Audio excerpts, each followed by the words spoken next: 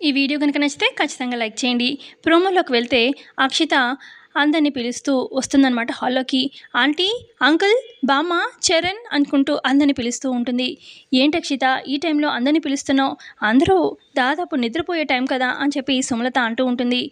ఏంటంత కంగారు, ఎందుకలా పిలిచావు అని చెప్పి చంటి ఇటు బామ్మ అందరూ అడుగుతూ ఉంటే అప్పుడు అక్షిత, నేను ఇప్పుడు ఇంత గట్టిగా పిలుస్తాను కాబట్టి మీరు రూమ్లో అందరూ ఉన్నారు, అందరూ బయటకు వచ్చారు నా అరుపుకి, మరి అందరూ ఇక్కడే ఉన్నారు, పల్లవి ఎక్కడుంది అని చెప్పి అడుగుతూ ఉంటుంది అక్షిత.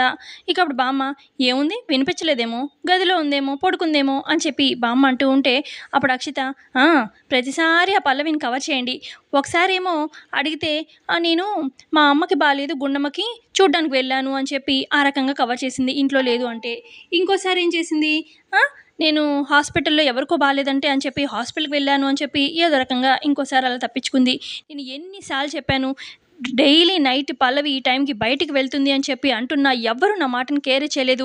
ఇప్పటికి ఎన్నిసార్లు నేను ఈ పాయింట్ని రేస్ చేశాను, ఎవ్వరు కూడా పట్టించుకోవట్లేదు, దాన్ని సీరియస్గా తీసుకోవట్లేదు. ఇప్పుడు కూడా పల్లవి ఇంట్లో లేదు, అందుకే చెప్తున్నాను. అందుకే ఈ టైంలో నేను ఇంతని పిలిస్తే అందరూ వచ్చారు, పల్లవి రాలేదంటే తన ఇంట్లో లేదు కాబట్టి రాలేదు అని చెప్పి అంటూ ఉంటే, ఈ టైంలో పల్లవి ఎక్కడికి వెళ్తుంది అని చెప్పి చరణ్ అంటాడు. ఇక అప్పుడు అక్షిత అంటుంది, ఏం లేదు చరణ్, నువ్వు నీ గదిలోకి ఆ పల్లవిని రానివ్వడం లేదు కదా, అందుకే బయట ఎక్కడికో వెళ్ళినట్టుంది ఎవరితోనో అని చెప్పి అలా అక్షిత అంటూ ఉంటే ఇక చంటికి బామ్మ ఇద్దరు చాలా కోపంగా చూస్తూ ఉంటారు. ఎంత మాట అనింది అక్షిత అన్నట్టుగా. చూద్దాం మరి ఏమవుతుందనేది కమింగ్ ఎపిసోడ్లో. ప్రోమోనిస్తే లైక్ చేయండి. Thanks for watching.